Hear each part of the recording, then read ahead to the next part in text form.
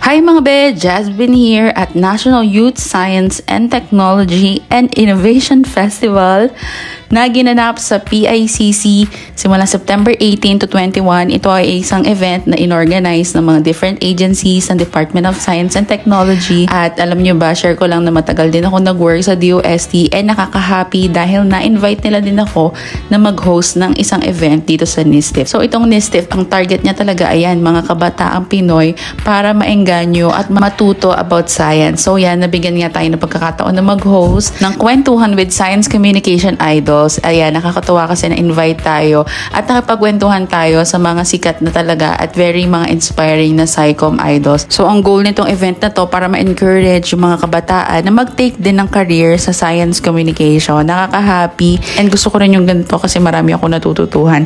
So yeah, that's it mga be. Very grateful na na-invite and very happy na naka-attend uli ng isang science event. So yan, share ko lang sa inyo yung mga nakuha ko sa event. Papakita ko lang yung laman ng tote bag kapag umattend ka ng NISTIF.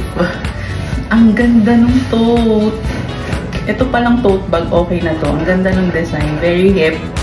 Very Gen Z. I love it. So, ito yung mga laman. Hindi ko alam kung lahat mabibigyan ha. Baka mga special lang like me. Charis.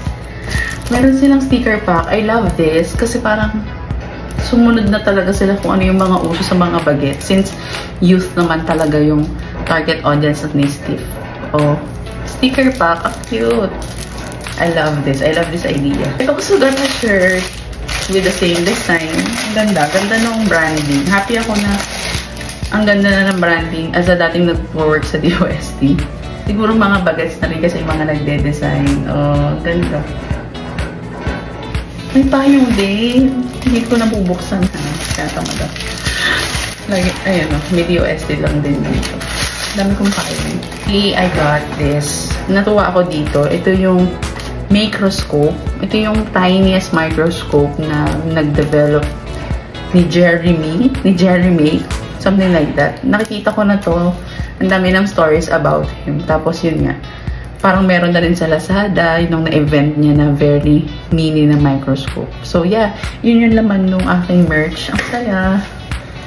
Thank you so much again to DOST na hindi niyo ako nakalimutan na napatunayan na talagang may legacy ako. Tsaka hindi. Na ayun, okay talaga kapag maintain mo yung mga connections mo sa mga previous jobs mo kasi nga nabibigyan ka ng opportunity na ganito na mag-host.